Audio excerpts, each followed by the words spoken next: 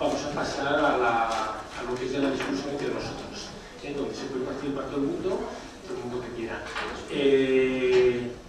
¿Hay alguna pregunta por parte de los asistentes? ¿Alguien quiere aportar algo? ¿Sí, no? ¿Gabriel? Sí. Le damos micrófono. Yo creo que por primera vez, antes de empezar la discusión, separamos la ecografía clínica de la ecografía diagnóstica de otro tipo. Yo creo que nos ha dado una lección la radiología. Creo que es importante. Lo demás lo tiene muy claro. O sea que la discusión casi sobra. No, pero podemos seguir hablando de otras cosas. No. Eso está claro. Sí. ¿Va a haber discusión luego al final? Es esta la discusión. Vamos a ver, tú como radióloga, dime, teniendo razón en algunas cosas en las sociedades, sí, creo que tiene razón sí. en algunas cosas, sí. Sobre todo cuando nos escapamos de la razón de ser de la ecografía clínica, que creo que lo han explicado perfectamente todos los clínicos, perfectamente. Hay una tendencia en alguna especialidad más generalista, o sobre todo los tendríamos a ver más de lo que hacemos y con menos experiencia de lo que hacemos. Es decir, si yo mañana le meto una ecografía aquí en la amígdala porque es grande, pues seguramente no veré muchas cosas, o si lo veo mal. Es decir, en ese sentido, el peligro de no hacer bien es un peligro real. Y además puede ser hasta una praxis. Sí. Pero si nos limitamos a la formación, que es lo que queremos nosotros, seguramente no deberíamos tener ningún problema ni con cardiología, ni con ecografía, ni con nada. En ese sentido, yo creo que las dos sociedades creo que han sido muy obtusas y además conservadoras y además sí. Muy antiguas. Entonces me gustaría saber tu opinión, pero muy antiguo. Sí que lo son, claro. Ellos además, están tan limitados que en la visión que están haciendo de la ecografía la siguen haciendo desde el punto de vista del radiólogo, como un servicio central. Y eso es lo que están interpretando en realidad, ¿no? O sea que yo creo que eso es muy importante, el saber que es que no es lo mismo, que es una cosa totalmente diferente. Y ellos, como están anclados en eso solamente, no son capaces de ver otras cosas. A lo mejor tienen razón, pues, que aumentan los costes. Seguramente, a ver, aunque la literatura dice que no, porque también os lo he puesto yo, que los costes no aumentan sino lo contrario, o sea que incluso se reducen, porque claro, es la inmediatez, ¿no? Yo estoy haciendo la exploración física y tengo una sospecha de que tenga un derrame y es que hago así y en 3 segundos, porque para ver un derrame no hace falta más, ya he visto que hay un derrame. Ahora ya voy a planificar lo demás, ¿no? Y sin embargo, de la otra manera, o sea, hacían la petición, se manda radiología, tarda 2 días sin llegar a rayos, porque todavía no estamos informatizados, vamos a ponernos en el peor caso, después hasta que se cita, hasta otra semana, 15 días, un mes, bueno, si es un paciente ingresado, igual en 2 semanas en algunos sitios, y con suerte, en los sitios donde lo hacíamos bien se hace en menos de 1 semana. Pero es así, todo eso incrementa costes, y no solo costes, incrementa eficiencia, efectividad y de todo.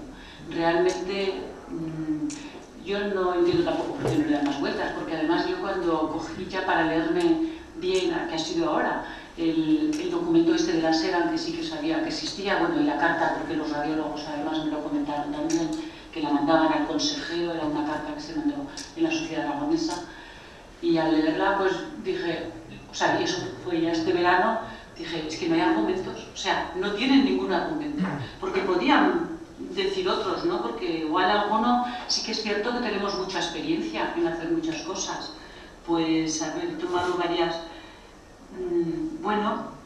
nosotros no solo, planteamos ecografías mucho más completas, la ECOFAS, por ejemplo, que he cogido aquí, bien, pues ves los 4 puntos, pero es que el radiólogo mira los 4 puntos y además ve también que la aorta está rota, o ve también, entonces, ya lo diagnosticas, tarda más rato, pero llega a una conclusión a lo mejor más completa en algunos casos, que en otros muchos no se necesita, no hace falta.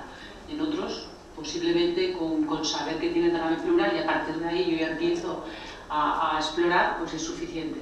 Pero sí que nos podíamos coger por algunos puntos de ese estilo, ¿no? Tenemos más experiencia, bien, pero como tenemos más experiencia también se podría orientar diciendo, bueno, pues además os vamos a ayudar y vamos a formaros en lo que tenemos experiencia, porque eso también es cierto. Y luego, fijaros, yo, eso también, además, en el proceso de preparar además la charla también, y además me ha encantado que tú lo dijeras, porque yo decía, fíjate, la ecotorácica ahora ya cogen el neumotórax, nosotros los radiólogos y nos molestábamos, hay un neumotórax, ya ni meto el transductor.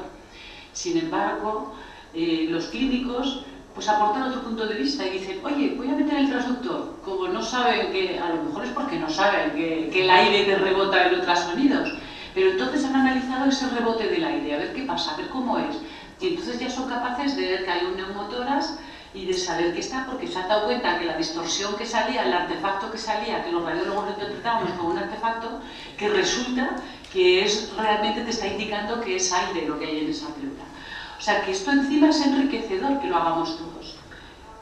Y bueno, que no sé cómo no nos ha apuntado, vamos, los radiólogos. Seguimos, no sé, si queréis puedo seguir, pero... Por añadir dos cosas. A ver, si concebimos la ecografía clínica como una prolongación de la exploración y lo escribimos en la historia clínica de esa manera, yo si escribo que un soplo diastólico y me he equivocado en la exploración, no tiene consecuencias, ¿no?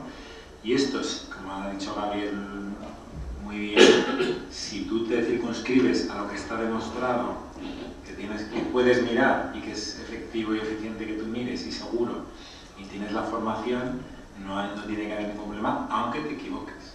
Porque los radiólogos también se equivocan a veces. Exactamente. Mira, parece que no, pero... Sí, sí. Entonces, eso es lo primero. Y lo segundo, y ya lo ha comentado Teresa, surgen nuevas aplicaciones por la necesidad. Y curiosamente, el tema del neumotórax, a lo mejor en un centro hospitalario en el que tienes placa y en el que tienes TAC, te da igual, pero en una carretera, en una atención prehospitalaria, el detectar un neumotórax o un hemotórax salva la vida del paciente y no tienes otros recursos, ¿no? Y de ahí surge el desarrollo, ¿no? En las unidades de cuidados intensivos, la placa, muchas veces cuando el paciente tiene un estrés, lleva muchos días, se ha complicado, la placa de tórax en el cúbito tiene un valor muy, muy pequeño. Aprendieron y desarrollaron eso. Entonces, yo creo que es un conocimiento que además podría compartirse con los radiólogos. Muchas veces los propios radiólogos no quieren. Igual que cardiología en el tórax, ¿no? La ecotorácica para diagnosticar insuficiencia cardíaca y ver la cantidad de congestión que es súper útil. Ya lo empiezan a mencionar, pero hay muy pocos cardiólogos que lo utilicen. Cosa que me sorprende porque es muy sencilla. Sabiendo hacer ecocardiografía, hacer ecografía torácica es absolutamente casi inmediato, ¿no? Pero hay una rigidez mental, ¿no? Que a lo mejor los generalistas lo hemos aprendido así y no lo tenemos, ¿no? Y es una ventaja. De aquí quizá también haya otros intereses subyacentes, ¿no? Quiero decirte por debajo.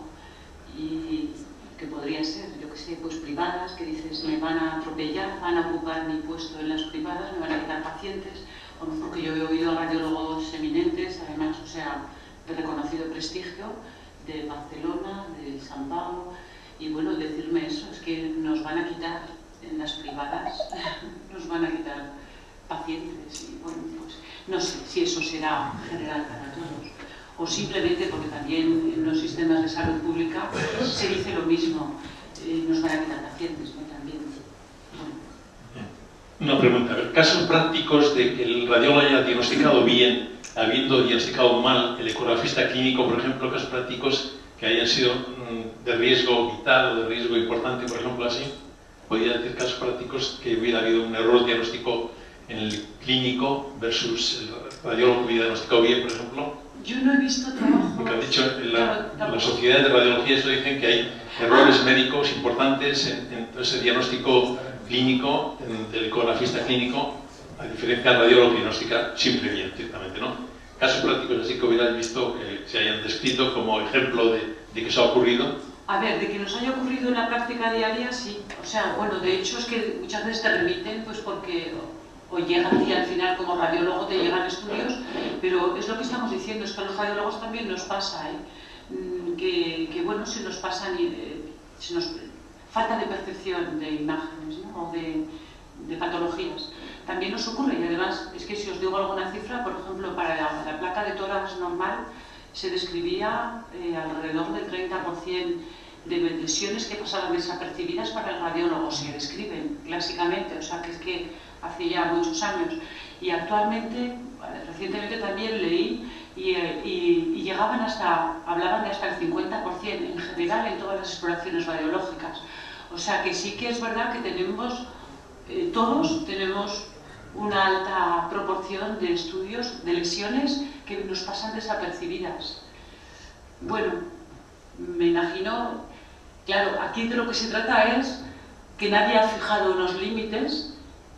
Por ejemplo, bueno, según qué cosas. Por ejemplo, en la mama, el estudio de screening de mama está muy protocolizado y ahí sí que está muy estudiado y sí que se han elaborado límites de que un radiólogo, o sea, los informes de un radiólogo, ¿no? Se han evaluado y se ha dicho, no puede tener más errores que todo esto. Pero en el resto de la radiología no existe, o sea, no hay límites para decir, pues esta persona la aparto porque no me está cumpliendo los requisitos a los niveles de falta de percepción de lesiones, equivocaciones al final, y que yo he decidido que tiene que haber, ¿no?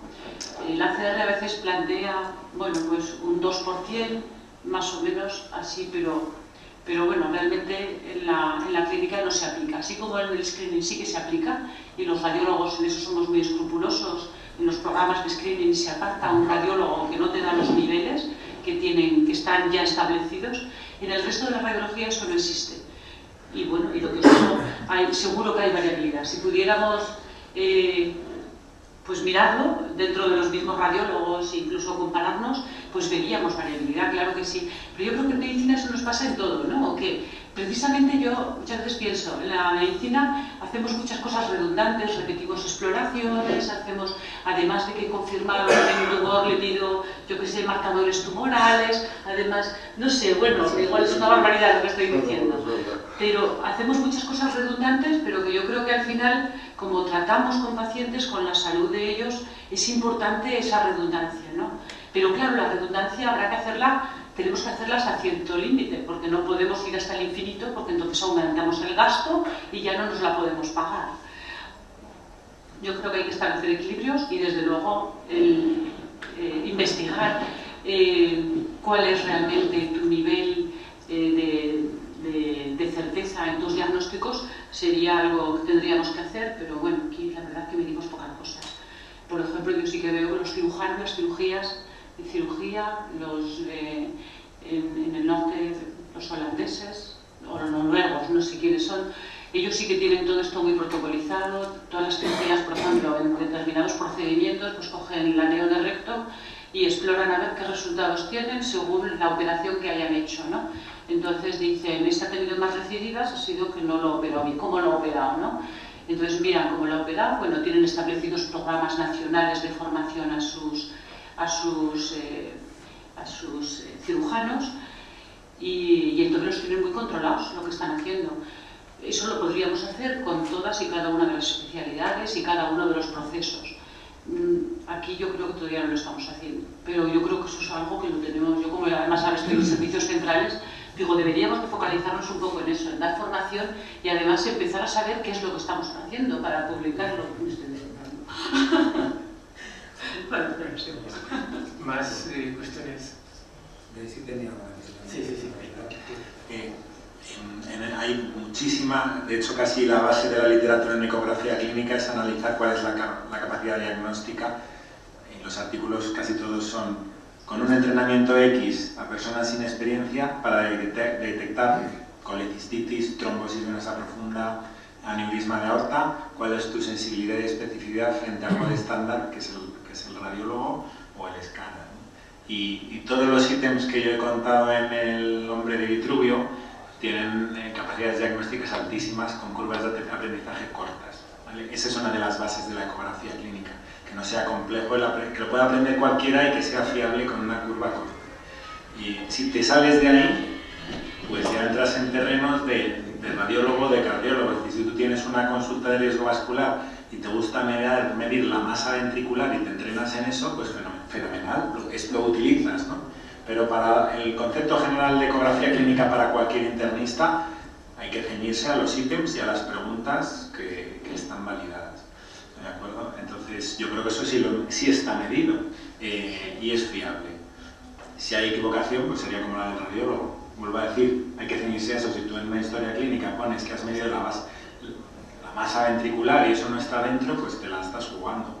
Ahora bien, si tú te ciñes al hombre de Vitruvio, no tiene que haber ningún problema. Y luego, yo con mi experiencia de cuándo se ha equivocado un radiólogo o un cardiólogo y yo he acertado, siempre ha sido secundario a que yo conocía el contexto clínico del paciente y sabía lo que estaba buscando. Decía, o está o está.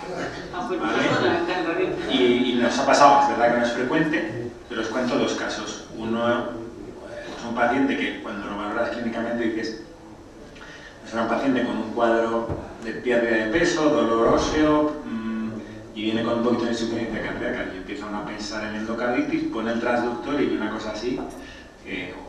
Mira, yo no he visto ninguna verruga en mi vida, pero esto tiene que ser una verruga. 2 semanas antes había estado en el cardiólogo en un gabinete y le habían dado de prolapso de válvula mitral, que no es un error, es que en el contexto clínico podría ser una cosa o la otra. Yo, con la información, ya sospechando que estoy buscando una verruga, veo algo y digo, esto es una verruga. El cardiólogo o el radiólogo, que además la información que solemos aportar a los clínicos en las solicitudes suele ser bastante exigua, que eso no facilita vuestra labor, pues pierden potencia en ese sentido. Y las veces que nosotros hemos tenido el diagnóstico y el radiólogo o el cardiólogo no lo había detectado, esa potencia ha sido por contexto clínico, porque no sabía lo que iba a buscar, que tiene que estar. Claro, eso es fundamental. La evidencia dice que la correlación es alta. Lo único que yo creo que también hay que saber realmente eso, pues dónde te metes. O sea, tienes que hacer, o sea, sabes en qué situaciones tú puedes aportar algo, pero eso, yo creo que hay muchas veces en los que el clínico pues quiere hacer de cardiólogo o de radiólogo, y yo creo que hay que asentar bien las bases para saber dónde te puedes meter y dónde no. Y yo creo que lo que ha estado comentando Juan es que sobre todo hay que afianzar bien en dónde acertamos y dónde no estamos acertando, y eso que la gente lo tenga claro. Y a la hora de enseñar a la gente esto tienes que hacerlo así, pero en esto no te metas, para decirlo claro y que la gente sea consciente. Porque a nosotros en la práctica nos ha pasado que, bueno, que algunos han creído que pueden hacer más y bueno, pues como os he dicho, solo subimos para. Pero eso puede ocurrir, esa tentación existe. Y luego es fundamental, y lo ha comentado Teresa antes, si tú tienes una relación fluida con tu servicio de cardio y de rayos, eso es muy rápido. Es decir, cuando tú tienes una duda, una consulta, si tú tienes la confianza y la colaboración, y resulta fundamental. O sea, yo considero que para el desarrollo de la ecografía clínica es fundamental la colaboración de cardiología, que ya la hemos conseguido, y la de radiología. Y poder tener una confianza, es decir, llevar unas imágenes, un vídeo, es que además puedes llevar la grabación del vídeo. No tienes que llevar al paciente ni pedir otra ecografía arreglada, sino que llevas el ecógrafo, y si está en el PACS, pues ya sería lo ideal. Oye, pues tengo esta duda, échale un ojo, ¿no? Y ver las imágenes en movimiento y decir, pues sí, no, o le hacemos una eco arreglada, ¿no? Y eso es lo que catalizaría todo. Nosotros hemos llegado, Pues os digo que va a haber un documento oficial, va a haber un programa oficial. Y además, bueno, lo que estamos comentando, hay que meter las imágenes porque no, o sea, estamos metiendo todas las imágenes de ultrasonidos de todas las especialidades. O sea, hemos empezado, no hemos abarcado todo, pero a cargo, por ejemplo, ya tenemos metido de varios hospitales más grandes y bueno, progresivamente vamos incorporando, porque, como está diciendo, es la manera de todo, vamos, no solo de verla, sino que además de poder consultar. Sí, has hablado varias veces en la presentación de la acreditación, ¿no? Acreditación de la suficiente preparación para hacer ecografías. ¿Qué sentido tiene? Quiero decir, si el que va a hacer la ecografía se siente preparado para hacer la ecografía de todas o de corazón o de tal, pues hará mejor, peor. Igual que un clínico, quiero decir, cuando has hecho la especialidad, pues tú tienes la acreditación que has hecho el tema del TAIF y si has hecho 20 puntos lumbares o has hecho 4, a la hora de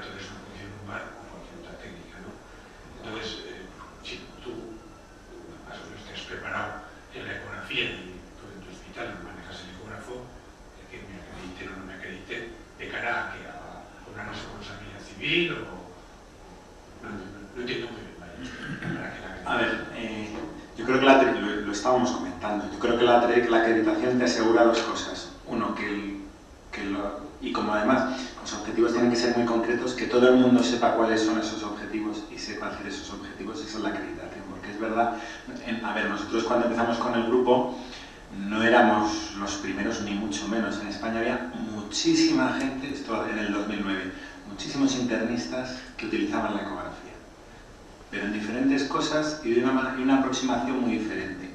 Con la entrada del POCUS se ha establecido, digamos, un cuerpo de homogeneidad de qué hay que aprender y cómo hay que aprenderlo, ¿no? Y eso es el cambio que ha habido. Gente que utilizaba ecografía y le era útil y que sabía muchísimo y que sabe muchísimo, en 20, 30 años en España había muchísimos internistas. Ahora bien, esto son unos aspectos homogéneos que tienen que ser esos, cómo aprenderlos, unos centros en los que tengas la seguridad de que están enseñando eso y que todos sepamos lo mismo y que estemos a un nivel mínimo. Esa es la acreditación. Desde el punto de vista legal probablemente no tenga mucha validez, efectivamente. Es decir, concebido como la prolongación de la exploración clínica, bueno, lo estamos haciendo. Ahora mismo hay un 15% de internistas o 10-15% que utilizan la ecografía clínica y está bien, y tienen cobertura legal, ¿no? Pero yo creo que es más por el sentido de homogeneidad y que todos sepamos que tenemos un nivel mínimo y que sabemos dónde aplicarla y cuándo.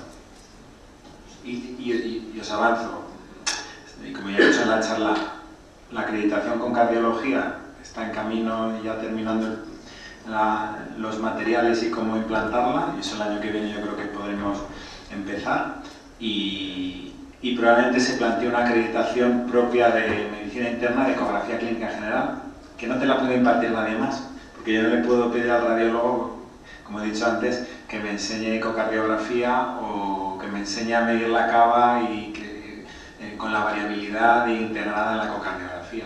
Ni le puedo pedir al cardiólogo que me enseñe la ecografía torácica o la ecografía abdominal. Es decir, que los más adecuados para impartir esa acreditación somos nosotros. La acreditación, no sé, yo creo que es importante desde el punto de vista de que cuando un residente termina la residencia, lo que le ha hecho es los adjuntos le han ido evaluando y valorando su capacidad para explorar al paciente, para hacer una anamnesis y orientar bien al paciente. Yo creo que ahora muchos adjuntos que están con residentes no son capaces de utilizar la técnica que se está utilizando nueva. Yo creo que eso, arreglarlo inicialmente me parece que sería interesante para sentar unas bases. Luego es posible que dentro de 30 años la acreditación esa no tenga ningún sentido, que ya sea inherente a la formación del residente, pero ahora mismo yo creo que todavía hay suficientes, digamos, agujeros como para tener que plantear una mínima acreditación. Yo creo que eso sería beneficioso, pero es verdad que creo que dentro de 30 años probablemente no tenga ningún sentido, porque el residente que entre, el adjunto de 50 a 60 años, le va a sacar el eco y le va a hacer todo, y desde el primer momento que entra va a estar viendo cómo se utiliza la ecografía para todo.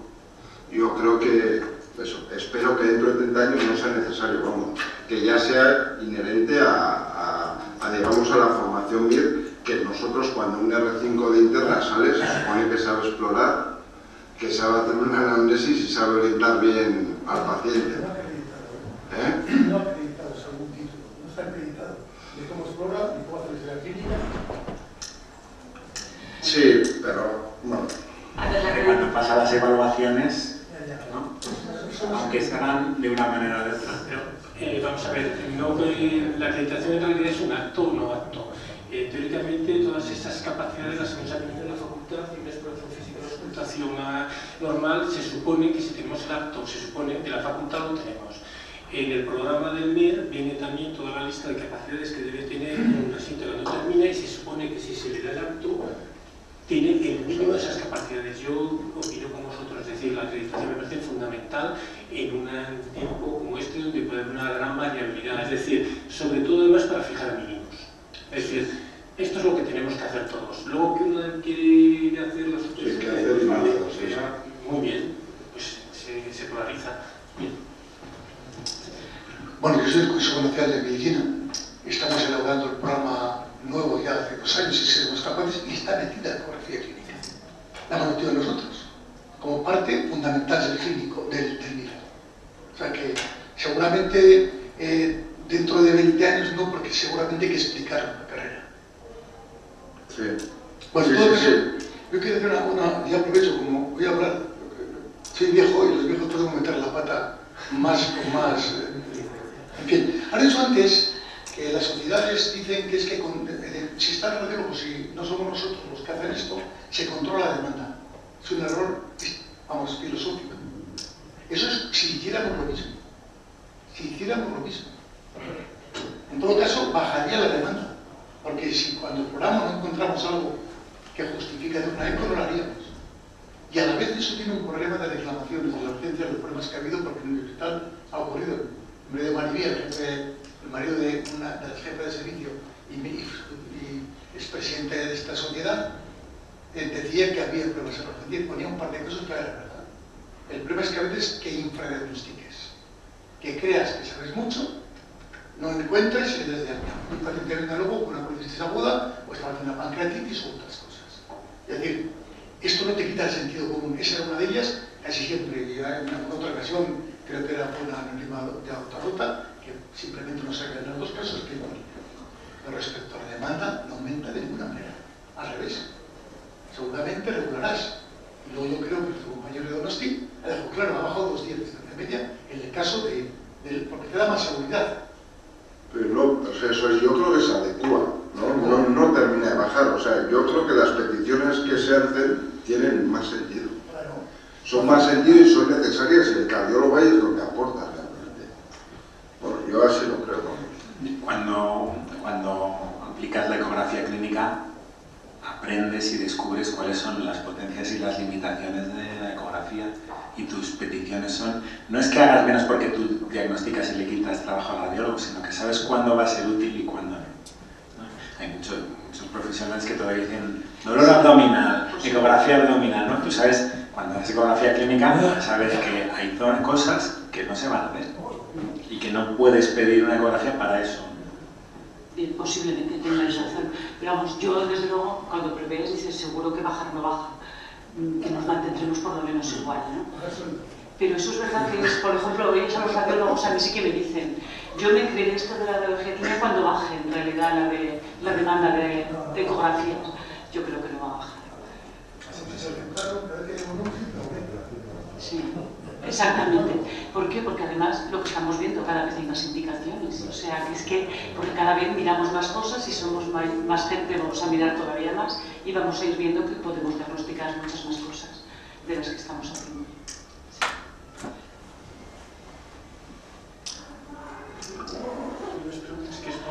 Sí, bueno, yo primero agradecer a los ponentes por su presentación, por su presencia aquí y por el nivel de las comunicaciones que nos han presentado. Y me gustaría, yo soy una apasionada de la ecografía, aprendí, lo poco que he aprendido al inicio empecé haciendo cursos online, luego hice una formación presencial en Madrid. Y me gustaría que Juan, y hay muchos cursos en el grupo de ecografía clínica de medicina interna, hay muchos cursos, hay muchas facilidades, pero me gustaría que Juan Torres nos explicases cuál crees tú que es la mejor manera de que los adjuntos que no saben nada de ecografía empiecen. Bueno, lo primero es tener el aparato, el servicio. Porque tú puedes hacer un curso online, puedes rotar un mes. Si cuando vuelves a tu servicio no hay aparato, a los 6 meses se acabó. Has hecho una inversión de tiempo y dinero en muchas ocasiones y no sirve para nada. O sea que lo primero es presionar al jefe de servicio para que presione al director médico y al gerente para que les compre un aparato. Cuando les pregunte el gerente, como vamos a tener un documento de posicionamiento dentro de poco publicado y firmado por la sociedad, pues ese será el aval. Este documento surge por una demanda de los profesionales de decir, oye, que esto es apasionante pero que no podemos arrancar porque no nos compran el aparato porque el gerente dice que qué hace un internista con un ecógrafo, ¿no? Pues aquí está, esto es lo que hace un internista y está en el programa, además va a estar en el programa de formación, es decir, que si yo tengo residentes, voy a tener que tener ecógrafos y profesionales formados. Así va a ser. ¿Qué pasa? Que se ha retrasado el programa formativo, la publicación por el tema de la troncalidad, pero estaba, como dice Gabriel, nos consultaron a nosotros, hicimos el listado y lo incluyeron, cosa de agradecer y de valentía por parte de los representantes en la Comisión Nacional. Eso por un lado, eso lo primero. Lo segundo, pues efectivamente empezar con un material online, que hay muchos, el grupo tiene algunos gratuitos, otros que vienen avalados por la industria, pero hay varios gratuitos, tanto de ecocardiografía como de ecografía clínica básica. Y luego rotar. Y ahí es donde estamos más empecinados en tener cada vez más centros. Ya os digo que ahora hay 26 hospitales que dan formación, principalmente están yendo residentes, pero también pueden ir adjuntos, sin ningún problema. Tienen que conseguir que su jefe les dé ese tiempo. ¿Cuál es el tiempo? ¿Hace falta un mes para luego traerlo? Pues lo óptimo sí es un mes, pero tú tienes la experiencia de que con unas semanas puedes por lo menos tener una base para poder volver al hospital y empezar a desarrollarla. Y yo creo que ese sería el camino. Y formación en cascada, como ha dicho Iván. Ellos lo han hecho, lo que pasa es que se han quedado a medias. Y luego es verdad lo de la edad. Es verdad que cuanto más joven, más capacidad. Los estudiantes de medicina es increíble. O sea, en 2 minutos, como ven, es parecido a los videojuegos, ¿no? La capacidad visuoespacial. Lo tienen. Cuando eres adjunto joven hasta los 45, ¿vale? Y luego en los cursos, las personas por encima de 50, es lo que llamamos en los cursos la mano dura, que es que dices, joder, pero es lógico, es decir, a mí ya me está pasando en muchos aspectos de la vida, ¿no? Que lo vas viendo. Entonces la ecografía no es una excepción en ese sentido. Y es lógico que haya más resistencia. Lo que pasa es que el de 50 todavía le va a pillar que todo el mundo va a hacer ecografía. Eso lo escribíamos en un editorial de Revista Clínica Española que salió hace poco, lo decíamos, el que esté, pues, hacíamos la analogía a lo que han hablado del coche Google, ¿no? El coche automático, que los que han nacido ahora no sabrán lo que es conducir, porque será automático. Pues los que ahora estén entre 40 y por debajo de 45 no saben, van a tener que aprender porque va a estar extendido en todos los servicios, yo no tengo ninguna duda. ¿Cuál es el factor que falta para que eso pase? Que los aparatos pequeños bajan el precio y sea la analogía cuando nos compramos el fonendo. No le pedimos al hospital que nos pague el fonendo, ¿a qué no? ¿Por qué? Porque cuesta pues 60, 100 euros, 200 euros, 500 el que tiene el electrónico. Cuando los dispositivos de ecografía pequeños valgan por debajo de 2.000 euros, 3.000, 2.000 euros, y eso llegará pronto, lo tendremos todos. Y ahí sí que será la implantación exponencial, ¿no? Eso será un momento de implantación disruptiva, de tecnología disruptiva. Queda eso, y poco más. No sé si te he respondido a la pregunta. Sí, perfecto. Yo hay un par de cuestiones también que plantear en esa una, los informes. Se discute, en otros sitios si hay que hacer informe reglado o, como bien tú defiendes, simplemente la anotación de la historia clínica como debe ser.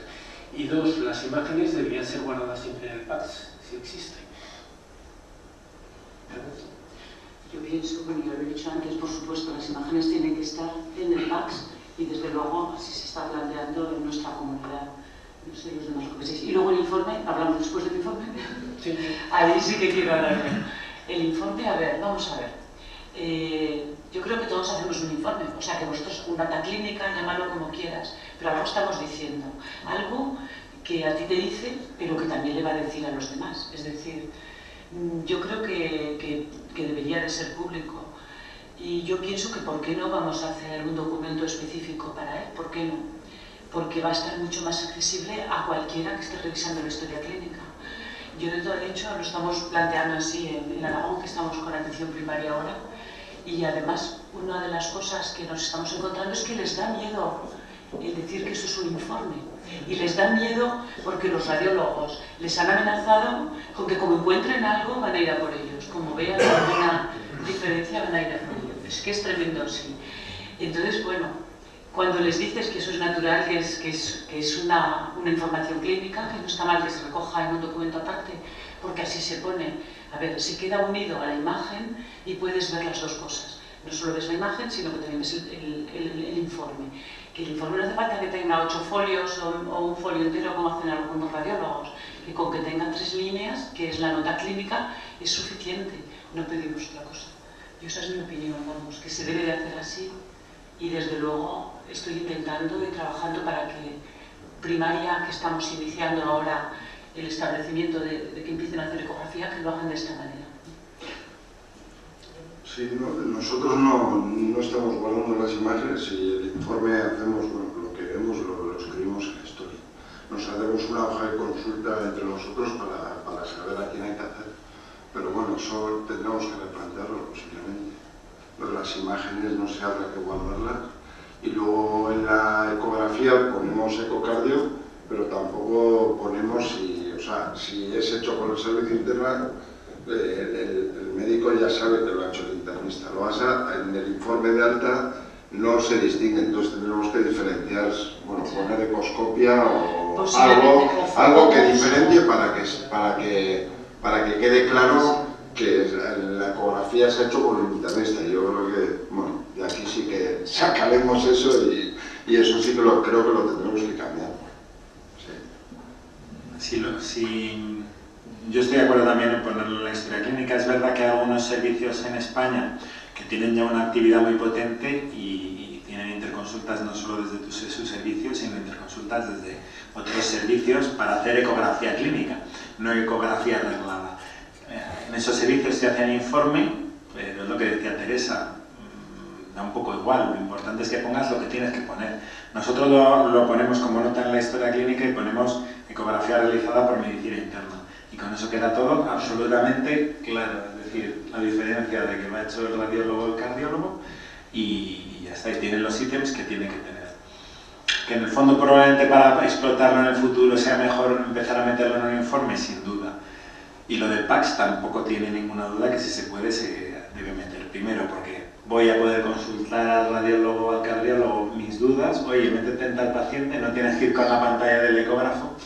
Y luego por la evolución, es decir, quiero revisar una imagen de un paciente de hace una semana o de hace un mes, por ver si la trombosis venosa se ha recanalizado, yo qué sé. Y luego por tema legal también, pero el legal digamos que es el último. Ponemos siempre el miedo a las denuncias y lo legal por delante, pero es que el PACS es una herramienta, principalmente es una herramienta de trabajo, aparte de un almacén para que quede la prueba de lo que se veía o no se veía, principalmente es una herramienta para facilitar el trabajo, ¿no? Y por el paciente. Para comparar los estudios es fundamental y además te ahorran. Y, bueno, yo tengo un nodulito hepático, yo que sé, un hemangioma, y lo vuelvo a ver y está igual y ya está, no hago nada más. Si no tengo la referencia, igual empiezo a hacer cosas, ¿no? Disparo la espiral de violencia que decimos, pues, el escáner, la resonancia, etc. ¿Más cuestiones? Yo quería hacer una pregunta también, porque hay algo que a mí sí que me llama mucho la atención, que en el fondo es también lo que dicen los radiólogos. Vamos a ver, ¿esto qué repercusión ha tenido? Porque sin duda se ha complicado también vuestra asistencia. Quiero decirte, muy bien, hasta ahora hacíais nada más que exploración física, pero es que ahora habéis añadido a todo vuestro carga de trabajo, habéis añadido también hacer ecografías. Vosotros lo estáis haciendo, porque vosotros casi lo hacéis un poco también en diferido en algunos casos, ¿no? Por lo que has contado, pero ¿cómo ha repercutido? Porque claro, necesitáis más plantilla, claro, 1000 y pico exploraciones, 1500 que estáis haciendo, bueno, pues a 10 minutos cada exploración lleva tiempo. ¿Cómo ha repercutido eso en vuestros servicios? Porque, claro, en ese sentido también es cierto que cuando hablamos de costes, a ver, hay un coste que nunca podemos medir, que es el beneficio que ha tenido el paciente, ¿no? Que se le ha diagnosticado en la inmediatez, la rapidez y la precisión. Pero el otro también es verdad. Ya estamos comentando que la biología no va a disminuir, pero vosotros sí que vais a aumentar en hacer pruebas. ¿Cómo ha repercutido? ¿Sabéis ya algo? ¿Habéis mirado? Nosotros, como he dicho en la presentación, no ha habido aumento personal. Claro. ¿Y cómo habéis asumido esa carga de trabajo? Bueno, pues si vamos abriendo, pues más. Pero claro, llegará un momento en que eso ya sí que será... Sí, también he dicho que hay varios componentes del servicio que están quemados. Pues que están quemados con eso. Pero bueno, tenemos que cambiar. O sea, la idea inicial me parece que fue buena, no fuimos capaces de desarrollarla y eso lo tenemos que cambiar. Yo creo que tiene que ser, o sea, cada médico tiene que hacer su ecografía. O sea, eso es el objetivo. Que el ecógrafo esté en la planta y que lo utilice el que quiera y en cualquier momento. Sí, pero aún así te da más trabajo, o sea... Bueno, más trabajo, joder, si tú vienes, a mí cuando viene un paciente de urgencias y tiene una fatiga que no sé dónde viene, y él con el ecógrafo y hola, ¿qué tal? Y metes, y ves una fracción de eyección del 20 y dices, bueno, igual tiene un TEP, pero joder, lo normal es que, vamos, tenga líquido en el pulmón. Que a mí trabajo no, a mí me la ayuda... precisión diagnóstica os ahorra pasos. O sea, y para hablar de pronóstico a la familia, o sea, no sé, a mí se nos ha abierto un campo y yo creo que, no sé, soy mejor médico, pero, o sea, yo creo que me da una capacidad a pie de cama, o sea, que una expectativa que hace 10 años ni me la imaginaba. O sea, a mí por lo menos me parece, y solo hago ecografía cardíaca y vamos, cuando empecemos más, no sé. Yo creo que depende del escenario clínico. Lo comentaba en la presentación. Yo antes de mi vida gestora, yo trabajaba en la urgencia y ahí no hay ninguna duda de que iba más rápido. Es decir, ganaba tiempo. Os pongo un ejemplo. Venía un cólico renal y yo le miraba hacia los 3 puntos del FAST y ya sabía que no había ido a nefrosis. Yo ni analítica ni nada, le calmaba el dolor y sabía que no había una complicación. No me metía en creatinina sin pensar en tal. Entonces, y había muchos supuestos de la disnea, como ha dicho Iván, de origen incierto. En urgencias no hay ninguna duda de que vas más rápido. En la planta también, te ahorra diagnóstico diferencial, a ver, este soplo tengo dudas, y ponerte a pensar, pedir pruebas, si es que es inmediato. Y donde sí que probablemente haya que establecer un tiempo extra es si tú lo incorporas en tus consultas específicas, pues yo que sé, en autoinmunes o en riesgo cardiovascular, y así que vas a hacer una sistemática de exploración, ahí sí que tienes que estimar cuánto tiempo es por ecografía y por paciente y el slot de consultas. Eso es, pero en planta, urgencias, como complemento real de la exploración, es que está incorporado. Problemas que hay, que si el ecógrafo no lo tienes a tu lado, el tiempo que tardas en el desplazamiento del ecógrafo, eso sí, y es un tiempo perdido. Condición, que no puede ser el radiólogo o el cardiólogo del servicio. Tienen que todos utilizarlo o tú utilizarlo en tus pacientes. Y si tienes algo de tiempo y te la piden, pero no de forma obligada, de tienes citados, si de repente tienes 5 ecocardiogramas o ecocardioscopias citadas esa mañana, te tendrán que dar el tiempo. Sí, ¿no? Eso lo tienes que negociar con el jefe. Vamos a ver, yo creo que no entiendo bien, en alguna parte hablamos diferente. Hablamos de ecografía clínica. Lo que tardo la primera vez en hacerlo, no lo voy a repetir cada día. Cuando voy a ver un paciente, yo le hago una clínica y a partir de me cuesta mucho más explorar todos los días a un paciente si hiciera una exploración general todos los días que hacer esto. Prefiero que él va a mirar su corazón, cómo está su corazón de dirección. Le cuesta parecido o menos que meter un fonendoscopio, mirarle el pulso. Es que depende, es que no es ecografía radiológica, es ecografía clínica. Si hacemos todo el día lo mismo, necesitamos 2, necesitamos mucho más experiencia. Y la otra igual. Si tú incorporas una técnica que tienes que hacerla cada vez que va, es que la mayoría de las técnicas no es para hacerla cada vez que va, es con la presa aguda. A partir de ahí, no vas a explorar cada día cómo está su arteria o cómo está. Me refiero que no es un tema de sustitución. La ecografía que hacemos, las pruebas, el meterlo es justamente es una prueba más en general de las exploraciones. Ya le va a gustar sacar el fonendo, saber si escucha. Sentar al paciente, que es que estamos hablando de una historia que estamos hablando de este hombre, la media de pacientes la media tendrá 85 años y le cuesta menos meter aquí una eco portátil, mucho más que sentarle y mirarle. Vamos a fijar otras cosas que tuviéramos que hacer una producción general global. Quitando lo que dices tú, por lo menos lo que vemos, quitando lo que dices tú, de aquellas específicas que incorporas en un tipo determinado de consulta. Y de todas formas, ahora nosotros estamos haciendo un estudio en pulmón, el tema de las intersticiales, que parece que efectivamente funciona. Entonces, que tarda mucho más en coger el aparato de 28.000 euros porque no tenemos portátiles y llevarlo a la consulta externa es igual. Pero tenemos la esperanza de que con el informe que tenemos y cada uno utiliza sus técnicas, nos llegamos a algún portátil. Pero sí que es cierto que yo creo que no tiene por qué dar en absoluto más trabajo. Sí, claro. Con respecto al pedir dinero, perdona, hay un argumento también, aparte de los documentos que se puedan tener y los contactos y las influencias, que es que los servicios de medicina interna nunca hemos pedido nada.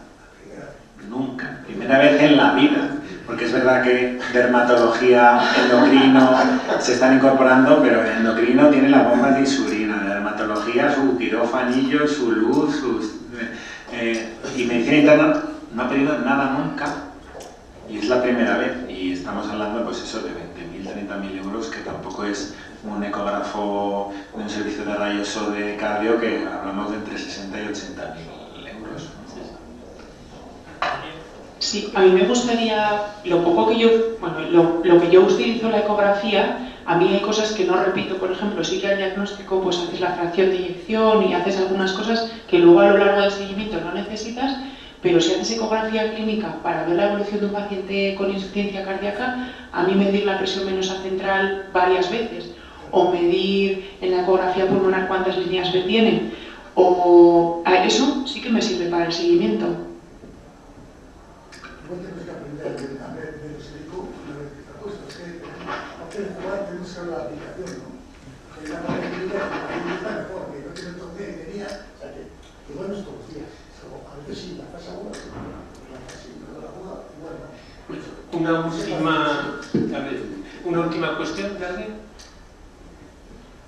Entonces vamos a pasar al resumen.